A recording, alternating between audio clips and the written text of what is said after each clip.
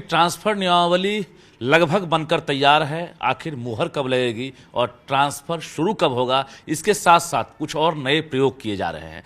तो शिक्षकों को इंतजार है कि अब आप ट्रांसफर नियमावली लाएंगे, फिर से ट्रांसफर करेंगे। कब से शुरुआत कर रहे हैं? देखिए, हमारे विभाग के पदाधिकारियों ने 11 राज्यों से उनकी ट्रांसफ़र नीति का अध्ययन करके और लाया है, और उसके बाद हमारे विभागीय पदाधिकारी इसके तैयारी करने में लगे हुए हैं।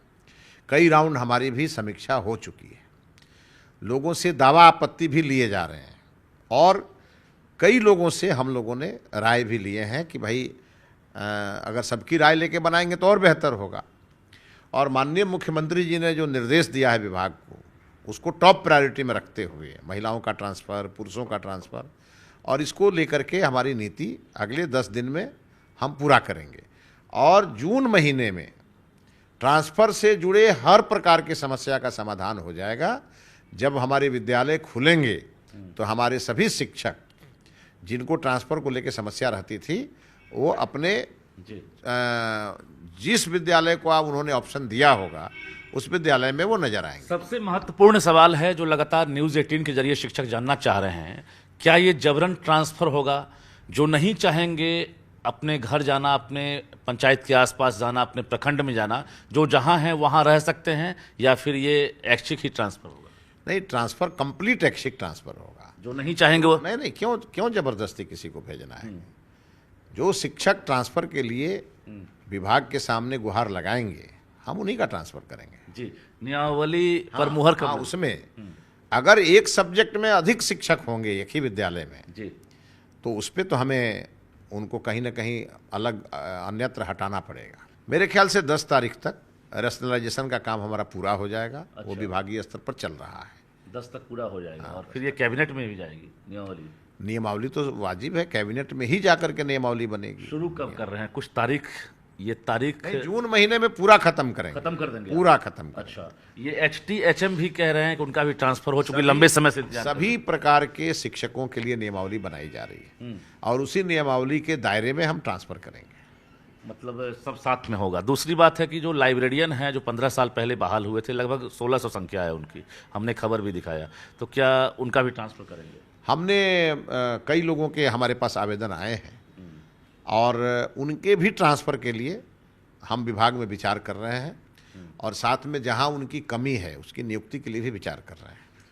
एक्सरसाइज एक नया चीज़ भी आप कर रहे थे। शनिवार का इश्यू है कि भाई हाफ डे नहीं हो रहा है, मंत्री जी आए हैं, बहुत उम्मीदें हैं, तो ये एक्सरसाइज होने के बाद क्या कोई फैसला ले रहे हैं सैटरडे को? नई शिक्षा नीति जो आई है उसके आधार पर जितने घंटे का पठन पाठन का जो टाइमिंग फिक्स है उसका, और अभी जितना हम लोग पढ़ा रहे हैं उसका, दोनों का आकलन करेंगे, फिर उसके बीच का कोई रास्ता निकालेंगे। अभी आपने एक और एक्शन प्लान तैयार किया है कि नंबर आपने जारी किया, और सभी स्कूलों की दीवारों पर वो नंबर अंकित करना जो है मैंडेटरी होगा, अनिवार्य होगा। कौन सा नंबर होगा और उस नंबर से क्या बेनिफिट है?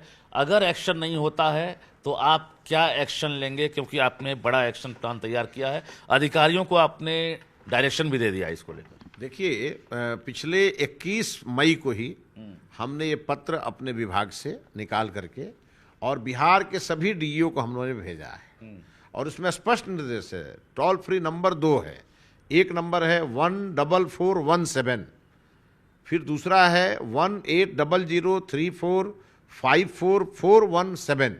ये जो 2 नंबर है, ये नंबर स्कूलों पर बड़े बड़े अक्षरों में लिखे जाएंगे, क्योंकि अगर कोई अभिभावक कंप्लेन करना चाहता होगा किसी शिक्षक के बारे में या किसी और शिक्षकेतर कर्मचारी के बारे में, तो वो कंप्लेन अभिभावक उस नंबर पे कर पाएगा, और हमारे यहाँ मुख्यालय स्तर पर इसकी मॉनिटरिंग होगी जी।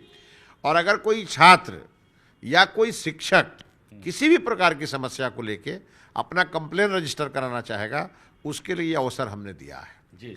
और यहाँ पे हमारे लगभग 35 से 40 लोग हमारे सचिवालय में इस काम के लिए बैठे हैं। मतलब सिंगल विंडो सिस्टम के तहत ये काम करेंगे? पूरी तरह सिंगल विंडो सिस्टम हमने अपने विभाग में लागू किया है, और करप्शन फ्री विभाग हमें बनाना है, क्योंकि यह शिक्षा विभाग हर घर को जोड़ता है।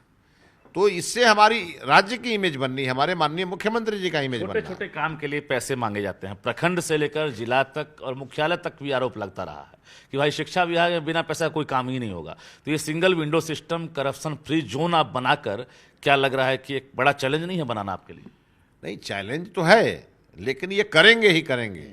हम दृढ़ निश्चय वाले व्यक्ति हैं, जो ठान लेते हैं वो करते हैं। इसका ड्यूरेशन क्या है? आपने कोई टास्क दिया है, टाइम फ्रेम होगा, ड्यूरेशन होगा कि भाई इतने दिन के अंदर आपको ये काम, इतने दिन में ये काम नहीं करेंगे तो पनिशमेंट? नहीं, हमारे डायरेक्टर प्रशासन को हमने इंस्ट्रक्शन दिया है कि कुछ काम 1 सप्ताह में होने चाहिए, कुछ काम 15 दिन में खत्म होने चाहिए और कुछ काम 30 दिन में खत्म होने चाहिए। लटकाएंगे तो ये तीन रहेगा, 7 दिन, 15 दिन, 30 दिन, एकदम ये तय है। जी, पूरी तरह से विभाग को करप्शन फ्री करेंगे, ये हमारा संकल्प है। बहुत बहुत धन्यवाद। तो हमारे साथ शिक्षा मंत्री मिथिलेश तिवारी थे। इन्होंने साफ तौर से कहा है कि शिक्षा विभाग को करप्शन फ्री विभाग बनाना है, इसको लेकर मुहिम जारी है और ऐसे में इन्होंने नंबर भी जारी कर दिया है। कैमरामैन संत के साथ रजनीश कुमार, न्यूज़ 18 पटना।